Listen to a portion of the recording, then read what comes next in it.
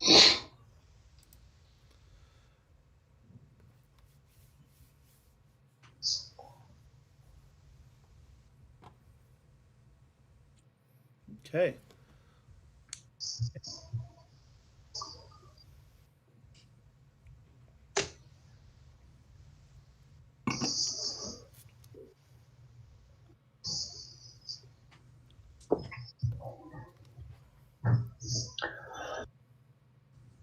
Okay. Jim, do you have a... Welcome everybody, and wanted to thank you for joining us for another session of drinking panel discussion with Raise TV. And for today, we're joined with Revolution Brewery's Jim Cibak and Marty Scott. Guys, thank you for joining me. Thanks for having us. Pleasure to be here. How you doing, everyone? So our guests have hopefully got an assortment of cans in hand, but really we're here to celebrate one major thing, and that is the Deep Woods series. So I wanted to kind of throw it right away and let you know that I haven't jumped into the Deep Woods yet. I'm going to kind of get my training wheels on with a Hazy Hero and kind of warm up to the big show. But put a disclaimer out, nobody is expected to get through the entire six-pack in this session, but if you do, kudos and get home safely. But guys, let's talk about, what are you drinking first of all? Well, I've got my beers here ready. I just finished up a Riot Bohemian Keller Pils that we just canned at the brew pub. I figured that would be a good way to get started before the tasting some strong barrel-aged beers here. But in my repertoire here, I've got a Death Star, I've got a Death by Cherries, a Café Deth, a Straitjacket, and an Anti-Hero. So I'm trying to decide where we want to go first. Marty, do you have any thoughts or suggestions? Are we going into it? I've got a 2018 D Star and a 20. Right now, I am sucking on a well-being, non-alcoholic beer that was brought back home from an innovation meeting a week or so ago. It's not too bad. It's not too bad. I knew we were going to get in some heavy hitters this evening, so I'm approaching it with no base. I wonder if we should get started with D-Star. Marty, what do you think? I'm all for it. Like I said, I don't have a 2020 copy. All I've got is my 2018. So if we're going to be talking about vintage specifics, yeah, Jim, you can lead the charge as far as sensory. But we both know that beer well enough that we could recite pretty much every barrel that was in there. Indeed. So if you all are cracking into a D-Star, I'll tell you a little bit about it. This is our Imperial Oatmeal Stout. We like to joke around with our Star Wars references and actually even call it an Imperial Oatmeal Stout. If we don't upset George Lucas too much with that comment. But what D-Star is an Imperial Oatmeal Stout that we use a lot of really awesome dark malts in from George Lucas too much with that comment. But what D-Star is an Imperial Oatmeal Stout that we use a lot of really awesome dark malts in from Thomas Fawcett's malt facility, which is in England. We use their roasted barley, which is very dark and acidic and has really deep roasty notes. We also use their black malt as well. And we also use their dark crystal malt in this beer as well. When we brew this beer, there's a lot of flaked oats that we employ as well. So not only does this beer have a big, rich body that's contributed from the flaked oats, but also these dark malts really contributes really, in the initial stages, very roasty notes, almost coffee-like. But when this beer ages in an assortment of barrels of Marty's choosing, it's amazing how the really deep roastiness kind of tapers off a little bit and these really rich baker's chocolate notes come up. Some of our tasting notes that we've tasted from and smelled from D-Star is anywhere from graham crackers to roasted nuts to baker's chocolate to cocoa to when Deestar is aged for longer periods of time. Marty, what am I thinking of, or what am I missing? The dark, not dark chocolate, but can you? Your audio froze on my machine for a little while there, so I'm not exactly sure everything you did list. Like Fudge. Yeah. Yes. I was stuck. Toasted coconut. I mean, you know, the real bourbon vanilla character from the barrel. It just works really well in different spirit barrels. Bourbon barrels specifically. Marty's been working very hard to really refine where we're getting our barrels from to get the freshest barrels, barrels that are not rinsed, and barrels that don't leak. And that's very, very important for our entire program. We want to make sure that our beer is sanitary. We don't want to lose. We brew this really strong beer that takes a lot of effort and a lot of raw materials. We want to make sure that barrels don't leak and the beer goes bad. And we also want these barrels to contribute as much spirit character to this big burly beer as we can.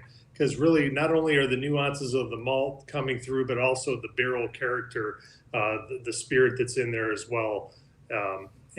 And we're really trying to showcase that, and we want to make this beer be as special as possible. So whenever we do anything in the Deepwood series, we're not reusing our barrels. We're using them one time, and that's to get the maximum flavor, aroma, impact from these barrels to really make this beer as special as possible. Well said. Just to be clear, Marty, why don't you describe a little bit what your role is in not only this process of the Deepwood, but the entire program over at Revolution? Happily. My title is Barrel Operations Lead. Up until very recently, I was handling and leading the charge on all barrel filling, emptying, stacking, labeling, ordering, sampling, QC record, designing the blends. I feed information to Jim and our brewery manager, Evan Isaac, about what gravities we want to hit. I don't know if everybody knows by now. I'm sure a lot of you do. We'd like to do a lot of blending in the program because it gives us a lot more control than a single target. Very difficult to control because the yeast is unhappy from Jump Street. It starts its life in a sugar toxicity because there's so much sugar in the wort, and then it ends its life in a state of alcohol toxicity. So it's never really happy, and it makes it very difficult to make unhappy yeast reliably hit, 12 ABV every time.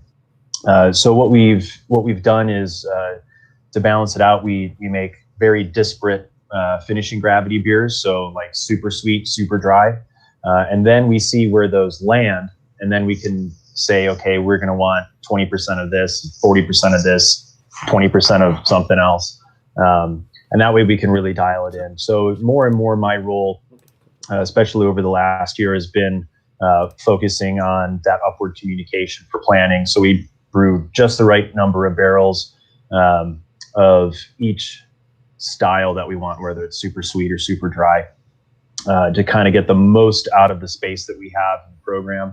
It also gives us a lot more control, almost like if you've heard of the job beer traffic controller, this is kind of like barrel traffic controller. Just kind of seeing what we have, what we need, what's been working, what we want to get away from.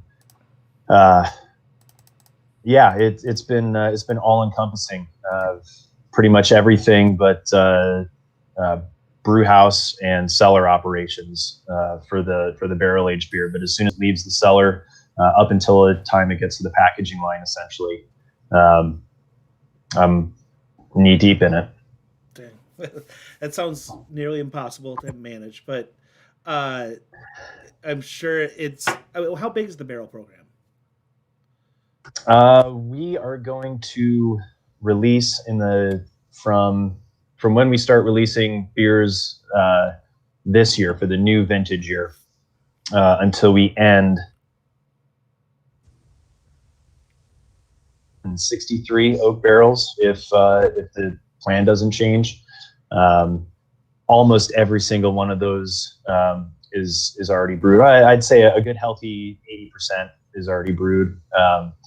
We had a maximum capacity of about 1,200 oak barrels in the program last year. Now, a lot of those were carryover barrels, so you age for 2, 3, even 4 years on a very small minority of them. But we're growing. The program's going to grow by, on average, about 30% from last year to this upcoming. So it's picking up steam, and it's growing faster than it ever has before. So yeah, it's big for an independent brewery, and it's getting bigger quickly. Where the true complexities really coming into, guys, and Marty knows more than anyone, is that we're releasing a massive amount of barrel-aged beers per year.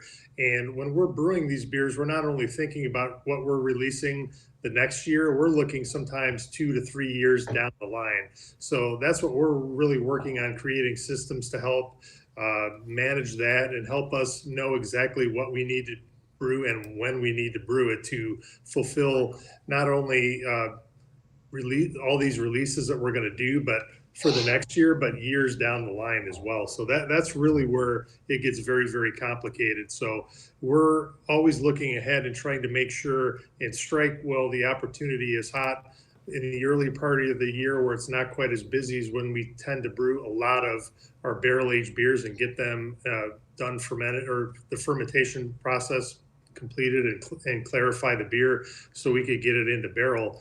But as we're looking down the line here, it's very important for us to make sure we're brewing and we're making precision strikes to brew what we need and fulfill what we have planned down the line. Logistically, though, as a metropolitan brewery, how do you grow like that? You have to be landlocked. I'm sorry, my Go ahead. My audio cut out. My audio cut out. Would you mind repeating the question? Being a metropolitan brewery, there must be a certain amount of logistics that make it very difficult to grow at the pace that you guys require.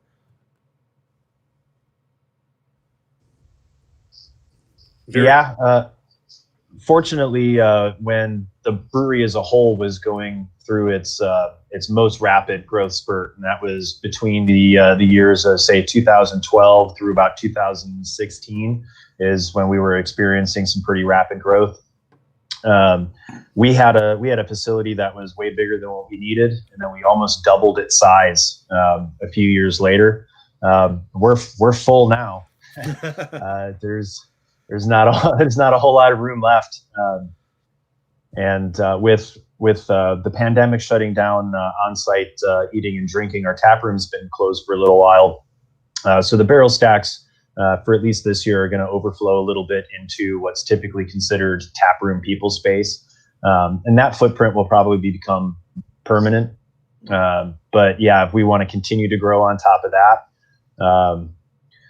we're going to have to get real choosy with what we store on site versus what we might have to find alternatives for. We already keep a ton of kegs and packaging materials off site, as well as most of our hops are, Jim could say a lot more about that, but our suppliers hold most of our hops for us.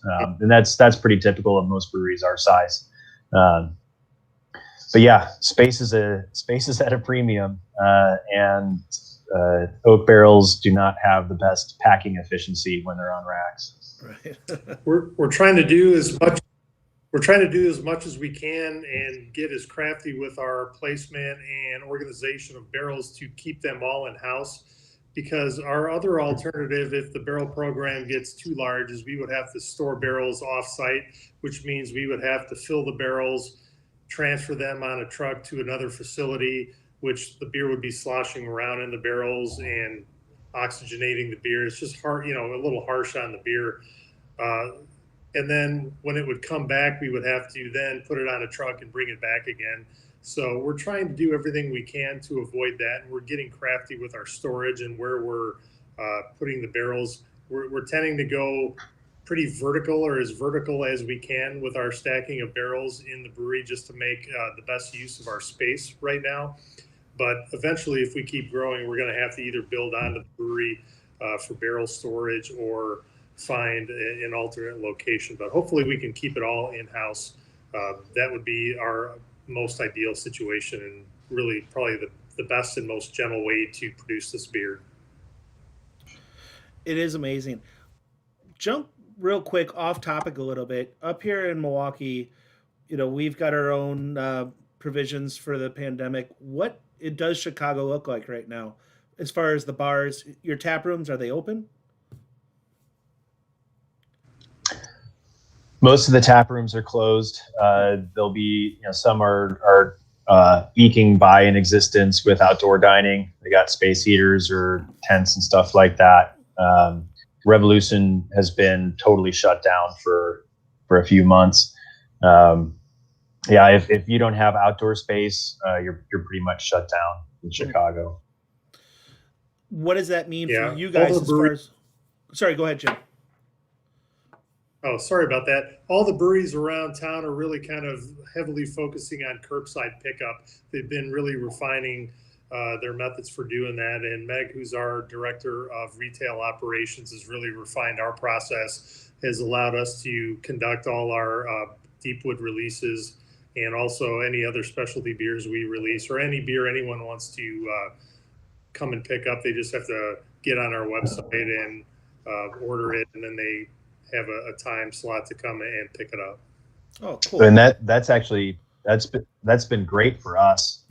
Previously, the way we were selling our at least the Deepwood program at retails, it's a big program. We don't sell it all ourselves. We do give a lot to our distributors. It's how it makes it out of state. Mm-hmm. But previously, if you wanted to come buy it at the source and have a shot at all the really special ones, the limit one per customer beers,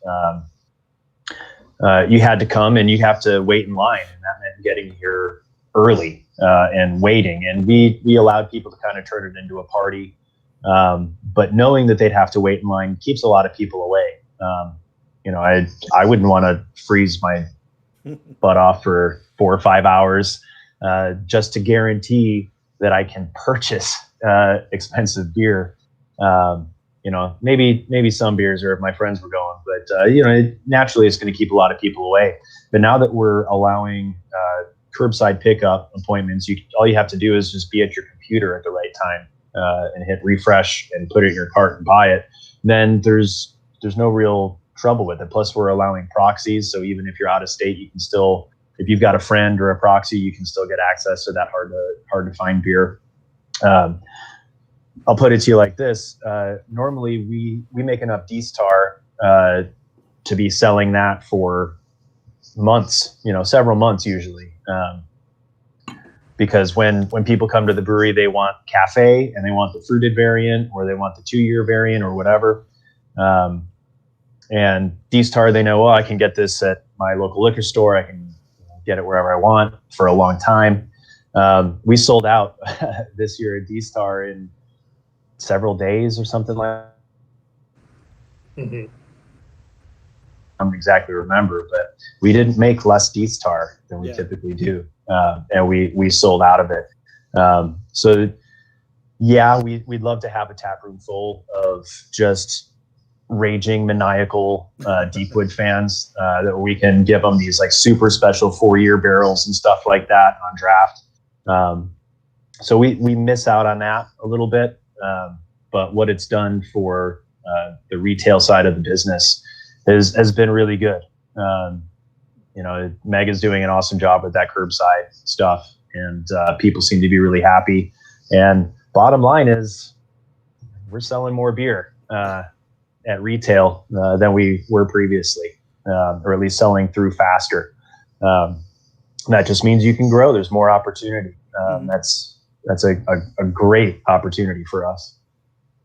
Yeah, I mean, we've had to go through a very similar change here at Ray's, and I think that's what's very difficult for consumers to understand is the logistics that when you had this year's release of Death Star, you didn't project for a pandemic. You weren't really able to forecast this, so it's awesome that you can pivot and make this happen. And maybe these are consumer service styles that we will always keep on now, even when we get to a better day. Yeah, I wouldn't dream of speaking for Meg or anybody else on the executive team who's making these decisions. But I see a hybrid approach going forward. We'd love to have a party and have a tap room full of people buying the draft only super rare stuff. But if you're not down with that and you still want access to the really, really exclusive beers, if we could continue to do a curbside component to it, I'm sure we could continue to sell more beer. Yeah. I just want to let you guys know, because I don't think that you're seeing the comments on the YouTube page. Your friend Kevin said he's never missed an opportunity waiting in line for a beer, something like that. I know that Kevin Kuzik is never a miss for a good party. So no. What's up, Kevin? How you doing, buddy? Hey, Kev. Getting back to the beer, I think the biggest point of difference to make, and most of our Revolution fans already know it, but the beer itself, the liquid itself, before it even touches the barrel, what makes it so special is the fact that the base is an oatmeal stout. And you guys, tell us what makes that so significantly different than all the other bourbon barrel aged imperial stouts that we're enjoying. I'm sorry, I lost the feed at what makes that significant. Just talk about the character of the oatmeal stout being different than most other barrel aged stouts that we have in the market. Well, really having the flaked oats, as you and I were discussing earlier with Marty, when you use flaked oats, it's not a malted product. It's just flaked. So what that means is when the rolls roll the oats, what it does is it actually gelatinizes starch in the flaked oats, and it allows enzymes in the mash to convert those into fermentable sugars. But there's also beta glucans that are left behind, and what these beta glucans do is they follow into the finished beer and give you a very silky, velvety texture. And what that allows you to do is brew these really big, strong beers, and they're not thin and boozy. There's enough malt body and like that silky, velvety texture that's contributed from the oats to really balance a beer, even if it's really big and strong in the 14 to 15% range. Then that really is. I mean, it helps so much, I think, probably when working with the adjuncts too, correct? And carrying those flavors? Indeed. I think what we don't want to do is just brew a beer that has a high alcohol content. I know sometimes people look at that and they're like, oh, wow, it has a high ABV. But what Marty and I are always looking to do is produce a beer that is intensely flavored and aromatic, clear, has a nice head. We're looking for the full finished picture of a beer. We want it to have, balance. And we've said this, and it's been our mantra from day one, is, making balanced beers. And whether that's a 3.5% English mild ale or a 17% double barrel aged Imperial oatmeal stout, you can achieve balance and have balance in any beer that you brew. And that's what gives you drinkability in a finished beer, is having balance. It could be strong. You don't want to drink a pint of double barrel VSOD, but it's going to be balanced, even though it's almost 17% alcohol by volume. It's incredible. It's a feat of strength when great brewers can make a 17, 18% beer drinkable. And so on our feed, we're having some people announce what beers they're drinking first. And you guys said you were open up Death Stars. I'm actually on the cherry. Mm-hmm. I'm the Death by Cherries. So do you want to talk a little bit about the beer that I'm enjoying? Yeah, we'd be happy to. So going back, piggybacking on what Jim was talking about, balance, we actually created our own metric for the barrel aged beers. Typically, we rely on, like in an IPA or something like that, you've got a certain amount of sugar, a certain amount of alcohol, and a certain amount of hop bitterness. And some of that is, to be stylistically appropriate, and then there's some room for the brewer to express themselves. Because it's been aging. So we have to use other metrics to inform us what a balanced barrel-aged beer is like. So we use the relationship of sugar and alcohol, and it's called the balance value. It's kind of an homage to Jim Cibak and his approach to making all things balanced. So with Deth by Cherries, it's D-Star is the base, but we're selecting much drier barrels or barrels containing drier batches. So lower sugar content in the base beer because we're adding an unfermented cherry puree after barrel aging.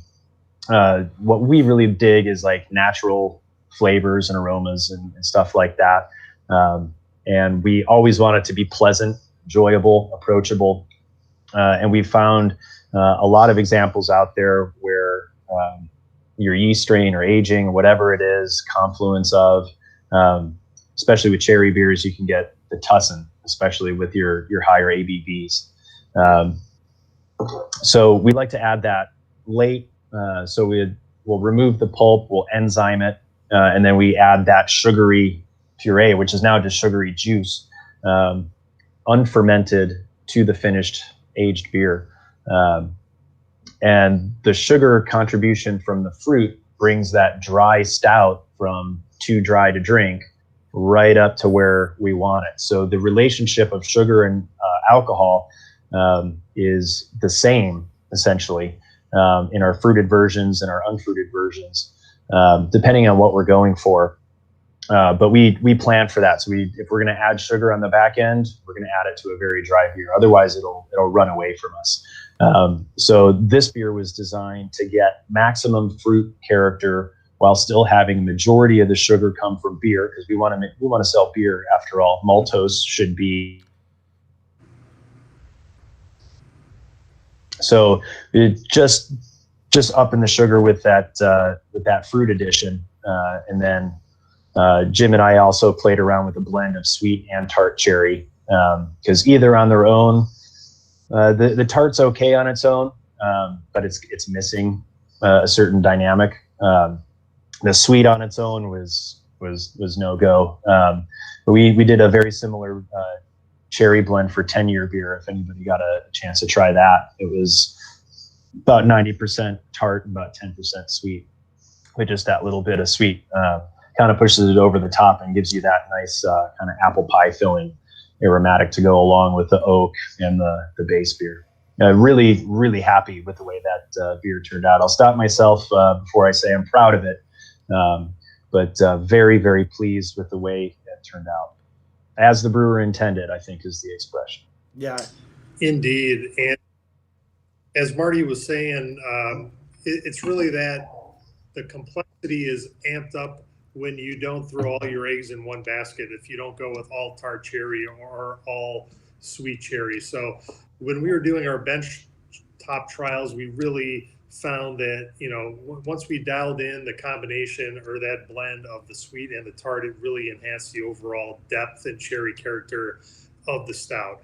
And we didn't want it to overwhelm the stout either. We still want the D-Star to be there. We wanted to keep it classy and make sure that it was a well-rounded beer and that there was a deep, true cherry essence, that it wasn't synthetic or didn't taste real. Tasted, smelled, like Marty said, like a cough drop perhaps. Sometimes cherry beers can get that character to it, but I just feel like it has a very deep, true cherry essence, but it's not overwhelming the base beer itself, which is really robust and smooth and balanced too. So always harkening back to talking about balance, it always comes back to balance.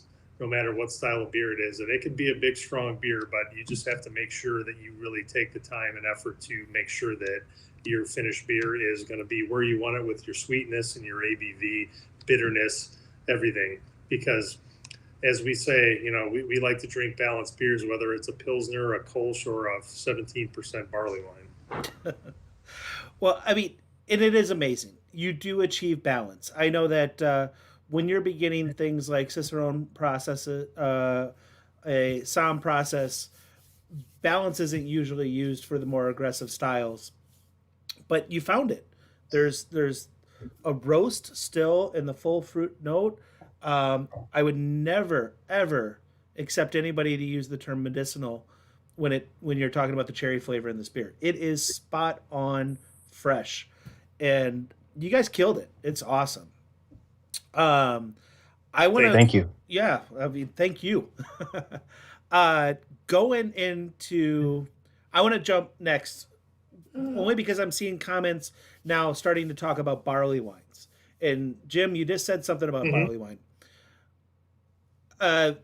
Just to let our viewers know, before we got live with you, we were all talking and starting to drink, and Marty used the term, barley wines and rye wines being sexy. I think they are. I'm not sure that everybody else out there in the beer world thinks they are. I know brewers do, though. You guys love rye wines, right? We do. We love the contribution, the flavor, the aroma, and really the texture that brewing with rye malt contributes to beer. What doesn't like rye malt is the brew house, especially in the bottom. We tend to have really long runoffs, and the brewers get pretty surly when we're brewing Ryeway because it's a real pain in the ass. Most of our beers that we could run off a full brew in 2.5 to 3 hours. Some of our Ryeway runoffs have been upwards of 6 to 8 hours, and that's just because there's so much beta glucan from the rye malt. And it really makes for tough processing both in the brew house and the cellar. But the texture of the finished beer is, you can't argue with it. It's unlike anything you'll smell, taste. Just the texture is unreal. Well, the first time.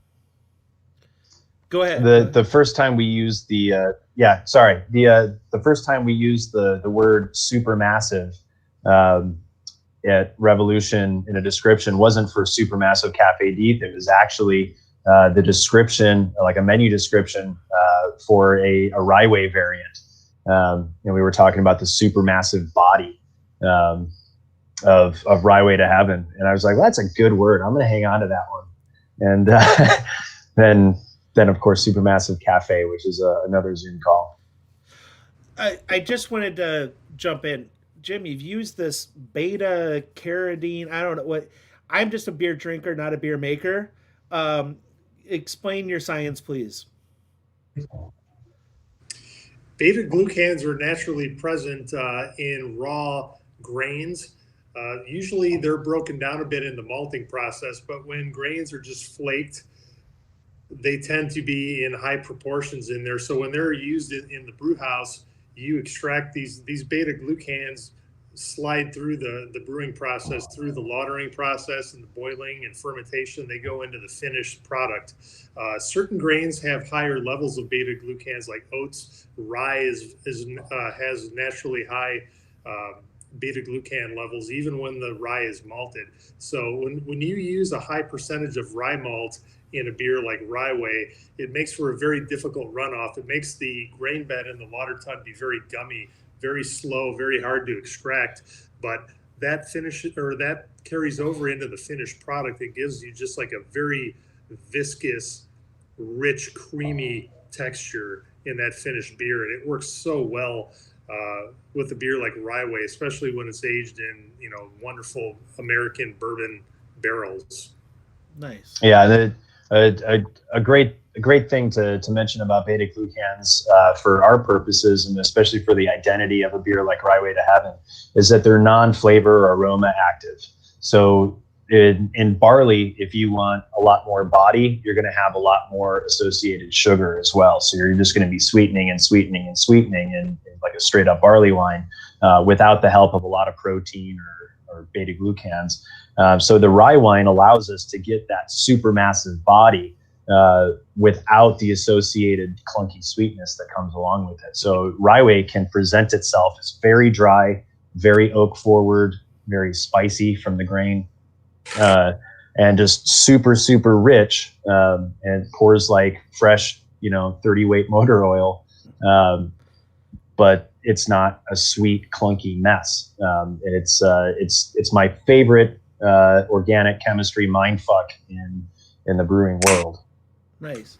Well, I'm about to open up my Ryeway to heaven, but I've got Jack out there asking a little bit about the Ryeway and the let's see, Ryeway and the apple brandy Ryeway that you guys are releasing next weekend. Yes. So he wants to talk about what's the apple brandy all about? Marty, do you know exactly where those apple brandy Ryeway or the barrels were actually sourced, or did they not share that? It wasn't shared with us. We were not allowed to know. They even painted over the barrels, but they were ex-bourbon barrels.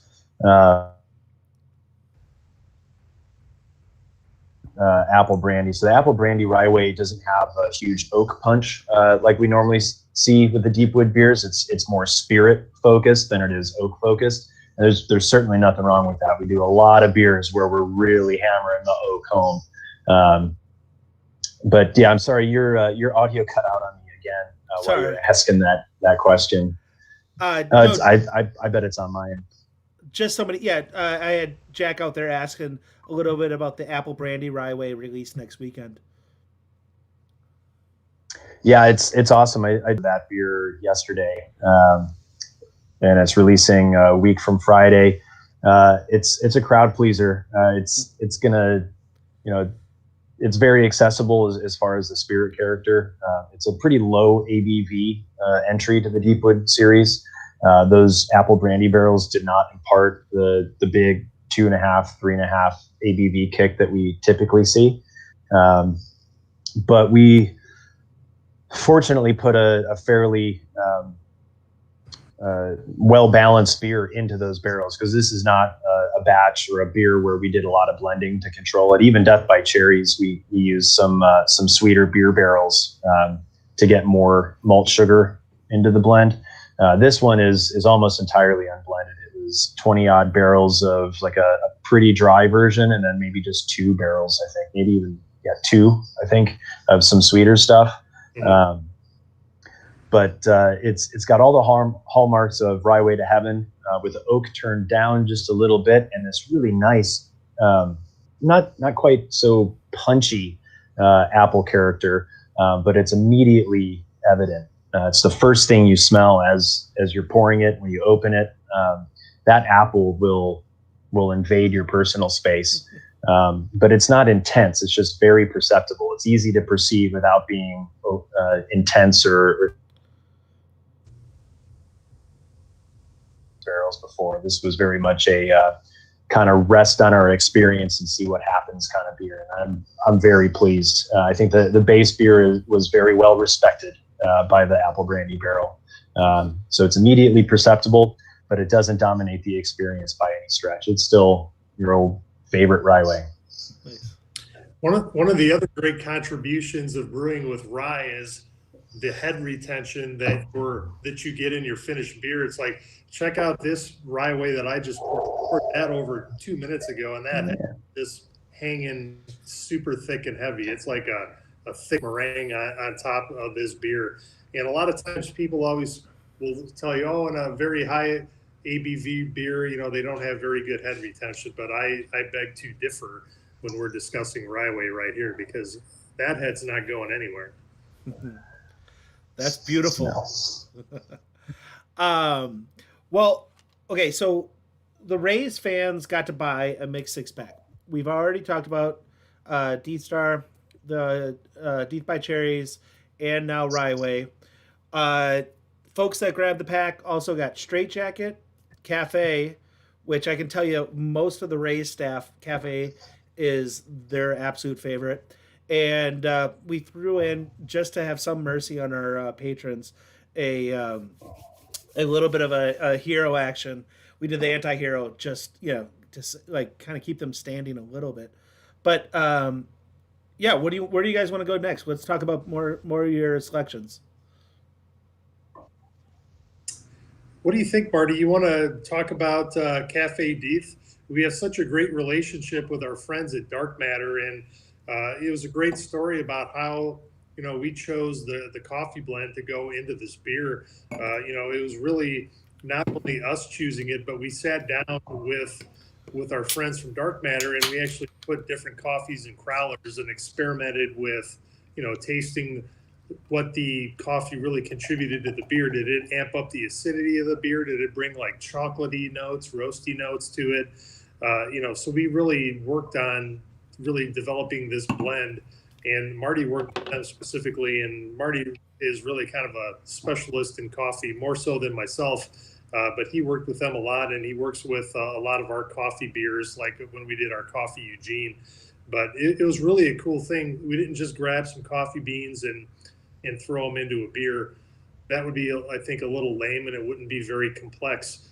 And just like most of the beers that we make, whether we're blending hops or blending barrels or blending malts, we're trying to achieve a very high level of complexity in the finished product. And I think overall, when you put the time in and you don't just throw something in a beer just because you get a bag of coffee, it's really important to really test and trial and put the time in to really end up with the best finished product possible.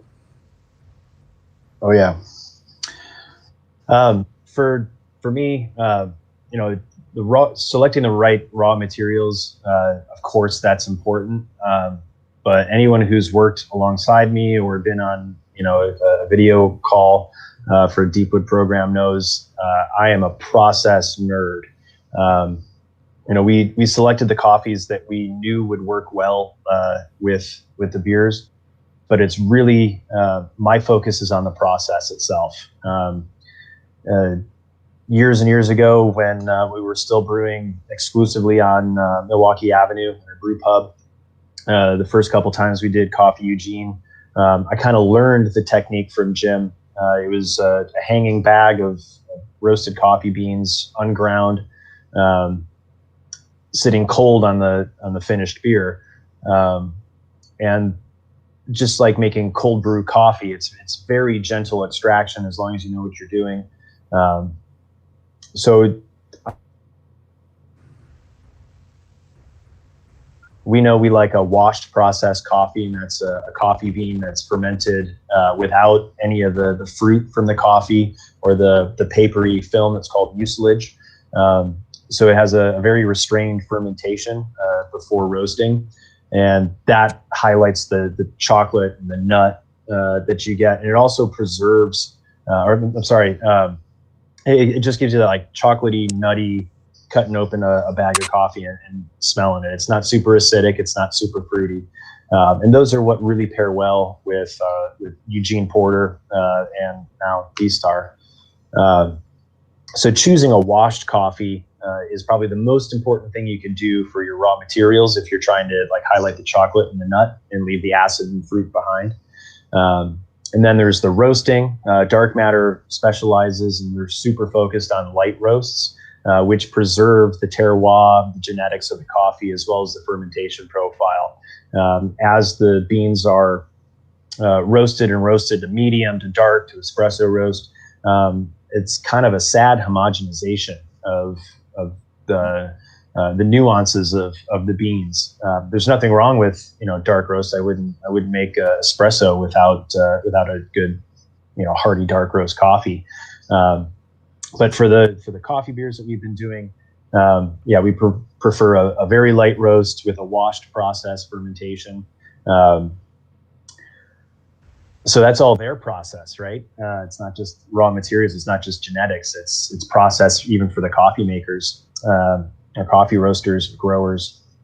Then it gets to us, and we do a cold extraction, 24 hours contact time. The short version of this is we want to not only focus on what we're extracting into the beer, but we're really focused on what we're not extracting into the beer.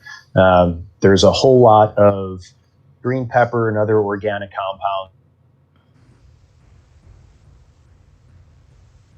It's going to be there. And those are a lot harder to get out of the bean and into solution because they're not as volatile. And that's a double-edged sword, because the really nice cut open a bag of coffee and stick your nose in it, that's all volatilized just at atmospheric pressure, just by the air. It's so easy to get that aroma out. We really don't try out of the beans. It just happens naturally. Where we tap the brakes is this cold contact, 24 hours contact. So that's all we're getting, or mostly all we're getting. That green pepper and some of the harsher or rougher edges on coffee, the more you extract the coffee, the more it goes in, and it's very stable. So, 3-4 months down the road, when that lovely coffee aroma has faded a bit, what stays behind is all the green pepper and all the stuff that you wish you wouldn't have extracted from the coffee in the first place. So it's a hyper selective extraction process. And we started this process with about a week contact time back in the old days. And for my money, I didn't think there was anything wrong with it. I don't think a lot of people found it objectionable. It did take up some extra tank time, which, you charge an extra $1 a pint and you can make up for a lot of that. But as we grew, having a shorter contact time, very advantageous in a commercial brewery.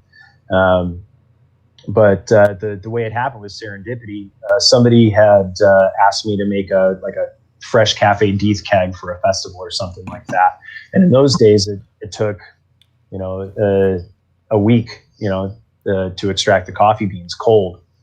And I had forgotten about it because of course, it's in the middle of barrel season, and I was busy enough with other stuff, not this one keg for a festival or something. And I was like, oh crap, I've got to make Café Deth, and it's got to be on a truck in a couple of days.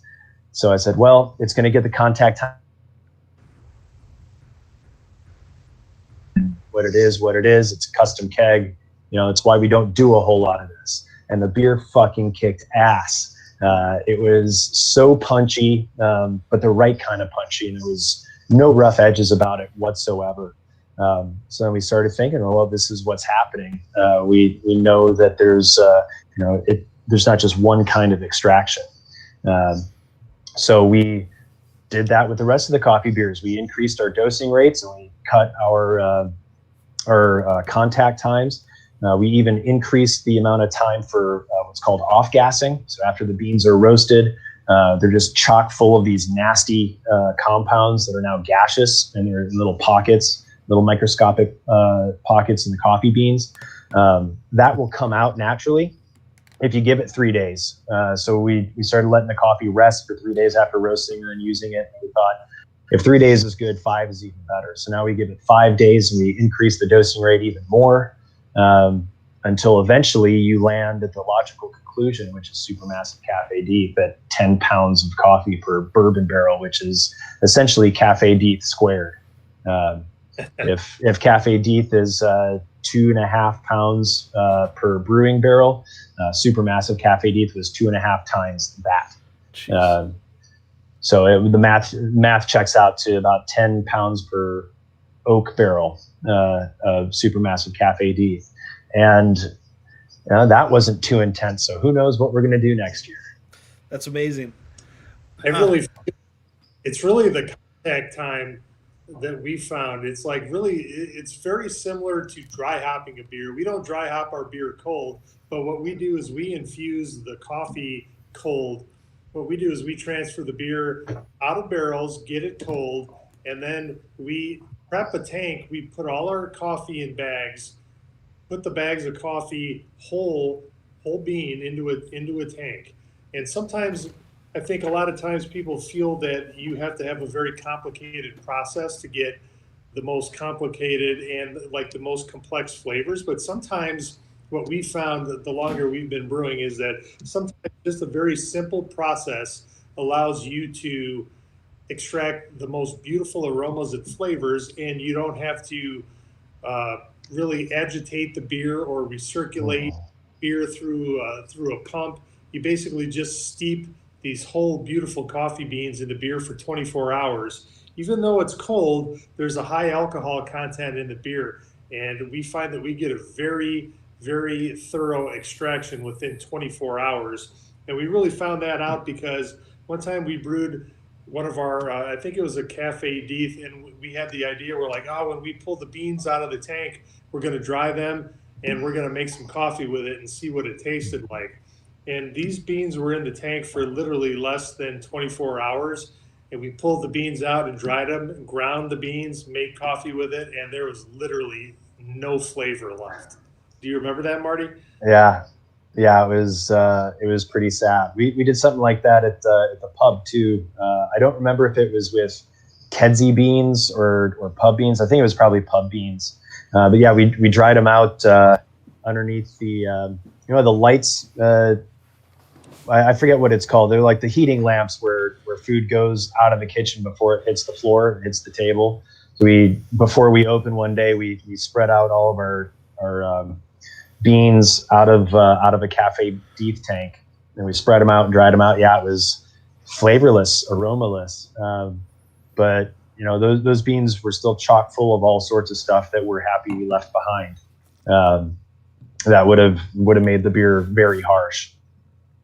I think one of the things we always try to impress upon everyone with our coffee beers is we want them to be consumed as fresh and stored cold as possible, because just like pale ales or IPAs or double IPAs, hop oils are very volatile and they oxidize very quickly and fade. And so do the aroma, the oils from coffee beans as well. So we always suggest with our coffee beers, whether it's Café Deth or Coffee Eugene or anything else we're going to add coffee to, we suggest get the true impact where you feel like you're cutting into a fresh bag of coffee beans. If you want that aromatic and that flavor, we suggest you try to drink them as fresh and keep them cold.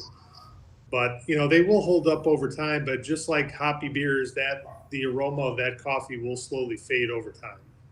Nice. Switching gears a little bit, not part of the 6-pack that we made, but Mike Affolder was asking, can you guys describe a little bit about the difference between the VSOD and the regular D-Star? Marty? Yeah, happily. Hey, Mike. Good question. So VSOD is not a recipe; it's a process. Surprise, surprise. So it's D-Star, and it's aged for a minimum of 2 years, or at least the barrels that will blend together will have an average age of 2 years. If we've got some hot shit Weller barrels that are only 18 months old, as long as I've got an equal number of barrels at 2.5 years old to keep that average age at least 2 years, which is never a problem, we'll definitely use it for the betterment of the beer. So with all the VSOs, they've got a different balance value target. I touched on balance value, which, just for review, is the relationship between sugar and alcohol. The more alcohol we have, the more sugar we need to balance it to make it drinkable. Right? It's like putting sour mix in a glass of whiskey to make a whiskey sour, and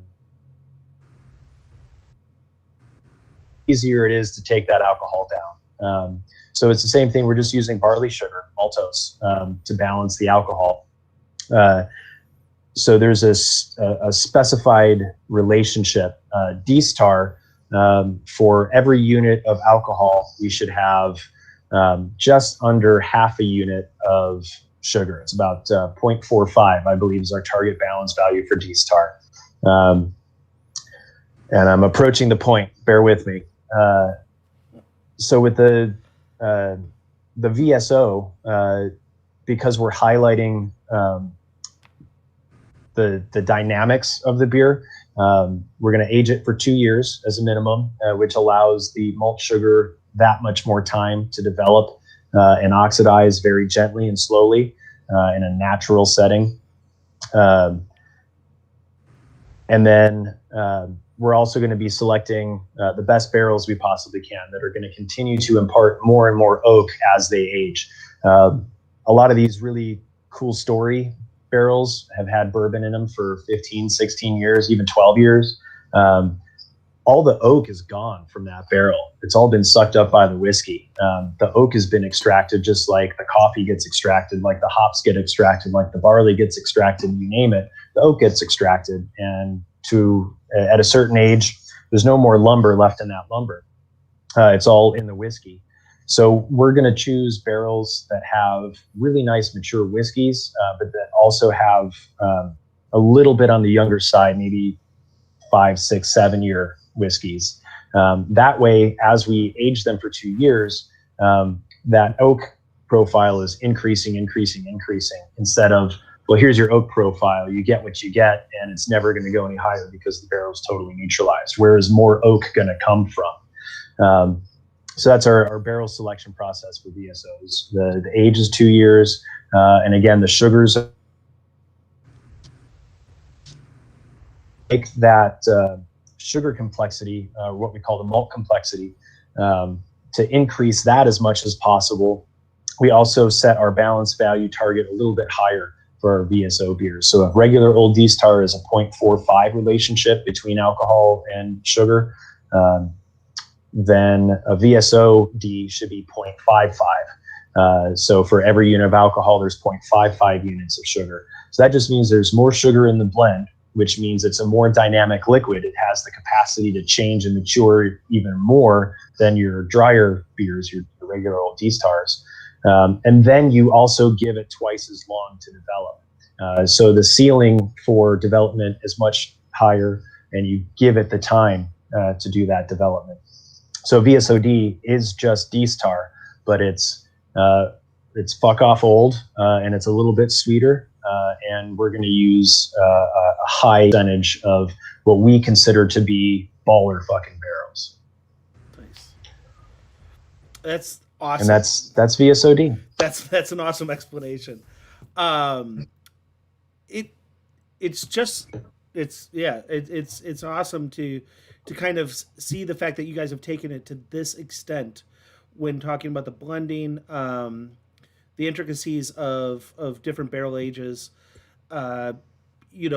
Obviously proprietary, history is important.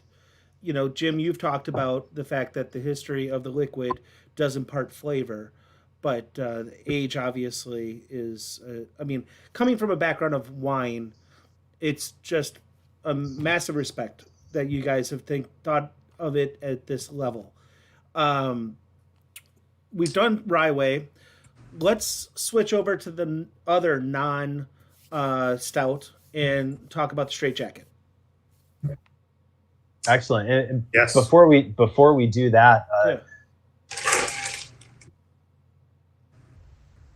the program, we realize that we're beer brewers, but from Jim's experience with Firestone Walker out in Paso Robles, California, in wine country, and probably a good deal before then, he's a wine fanatic. I'm a budding wine fan. I love me some wine, but Jim's probably forgotten more about wine than I'll ever learn. But we definitely, that's on purpose. We approach it like winemakers, because we love historical and traditional methods. Fancy equipment is cool. Nailing a trendy beer is cool. But we really want to keep it old school, and we want to kind of pay homage to the brewers, blenders, and winemakers that came before us. And a lot of good ideas have been had in the industry over the last several thousand years. Mm-hmm. We're trying to pay homage to that. We're just trying to be good brewers about it. And we're fortunate enough that we have the staff to commit someone like me to just kind of focus on barrel aged beer. It's about 80% of my time is just thinking about barrels and beer. A lot of people don't have that luxury, and it's very much a luxury. But we approach it with a hefty respect for tradition, as well as science and math, and that's really how we approach everything in the Deepwood program, whether it's supermassive Café Deth or if we were going to execute a 5% barrel aged pilsner. It would still be with the utmost respect to the liquid and the consumer. Well said, Marty. Yeah. Approaching Straitjacket, it was one of the first beers that we brewed for the Deepwood program. And, we just knew that we wanted to make a beer that was going to be perfect for barrel aging. And a lot of times in barley wines, I think sometimes people approach and brew the beer with too much specialty malt and too much caramel malt and trying to achieve color just through the malt. But what we're trying to do is we have a very basic recipe. We use very small amounts of caramel malt in the beer. It's mostly pale ale as a base malt. We always count on a long boil, a 3-hour boil, which is really caramelizing these beautiful malt sugars and really creating this immense complexity flavor-wise and aromatically as well in this beer. And it's not making the beer cloyingly sweet. It's producing a beer that is just perfect to go into bourbon barrels, because all these little caramel nuances you're going to get from this extended boil and this caramelization in the kettle, you're going to leach out all these wonderful caramel, vanilla, toasted oak, toasted coconut, all these characters from the bourbon barrel. And a beer like Straitjacket or Ryeway is just like, it's like made. It's, it was put on this earth to go into bourbon barrels. And, that's the way we look at it. And we really showcase this beer by going into bourbon barrels. We don't serve it on its own. We don't have straight Ryeway or straight Straitjacket. Every once in a while, we'll put something on tap, very rarely. But, we're brewing this beer specifically to go into barrels at specific finishing gravities to achieve these blends that we want to do and brew these different variants with fruit or, extended aging. So, as Marty touched on earlier, we're really trying to hit specific finishing gravities on these beers. It's really like a technical strike when we're making these beers, rather than just making the same one every time, one after the other. So, and then, when we talk about brewing a beer for VSOJ, which is one of our crown jewels of our Deepwood program, which I think people are going to be encountering in the not too distant future, Marty. They're going to be very, very pleased with what they see coming down the line.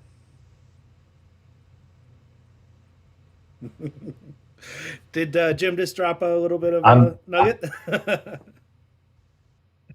Well, I'm blushing. I am blushing.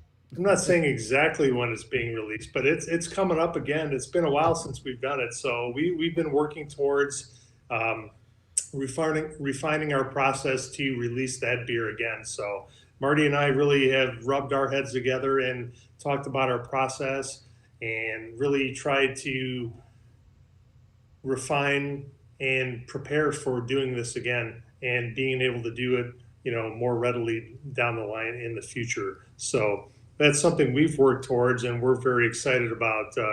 We're excited about that beer coming out again in the future. But we didn't want to release it again until we were fully convinced and felt good about our process and the liquid that was going to be going into cans. So we're not going to release something just to put it in a can. We want to make something that we're super proud of, and we want to make sure that we have it dialed in exactly the way we want to.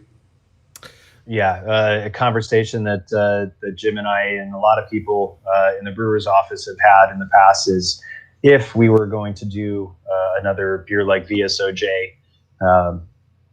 it would likely be, at least at the time of release, the most scrutinized beer Revolution has ever released.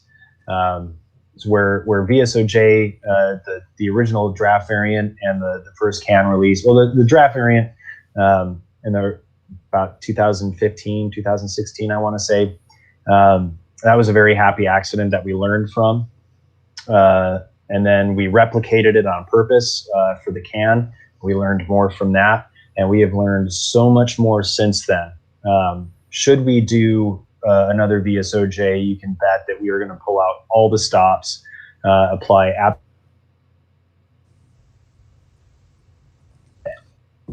from anyone else, and that is going to be as refined and an extreme an example of the discipline of the Deepwood program as we've ever seen.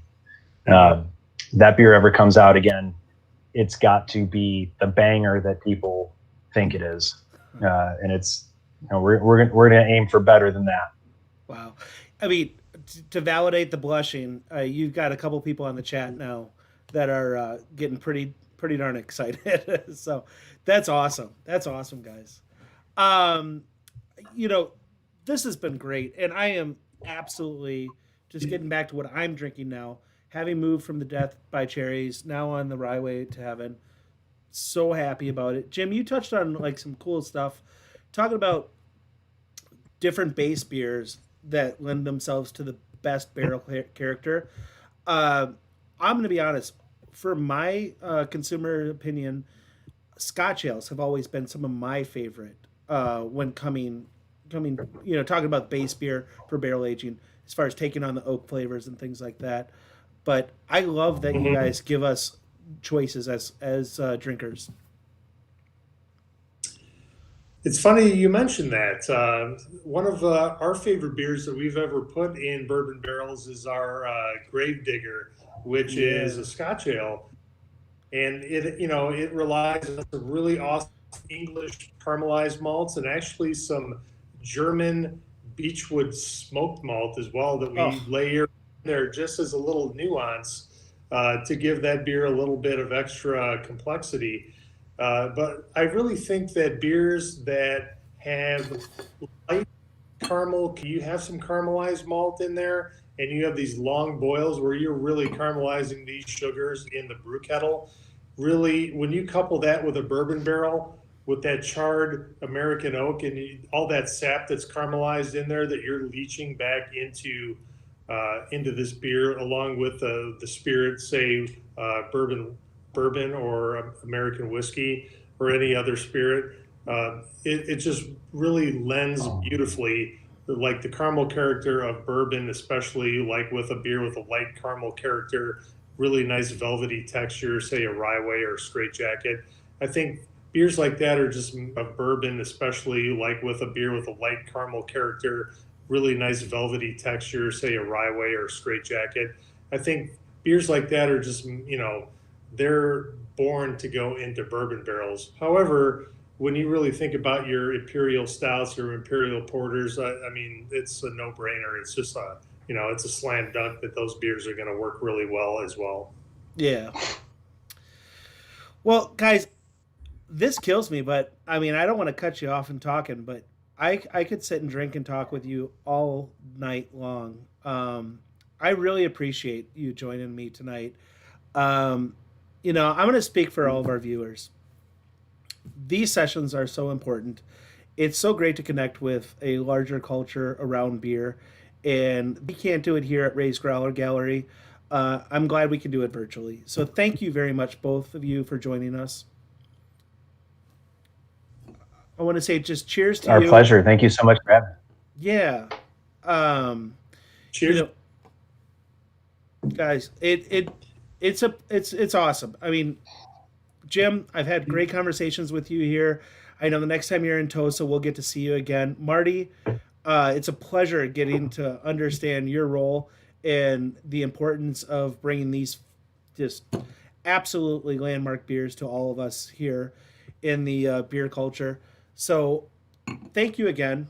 And I just want to thank everybody that joined us tonight on the feed. If you have any other questions, please just keep on sending them. I'll forward them on to Marty and Jim. We'll keep on drinking Revolution. You guys just keep on making it, please. Thank you, everyone, for your support. We really appreciate it. There's so many fantastic breweries that are in Wisconsin. One of Marty and I's favorite breweries is New Glarus. We respect everything that Dan Carey does at his facility there. So I mean, with so many great breweries that you guys have in state to even, support us and have us in a conversation, we truly appreciate that. And I promise you, as soon as this pandemic is over with, I guarantee you I will be back to visit with you in person, because my wife Dawn's family is all over right around your town there. So we'll be back, and I'll be back personally as well.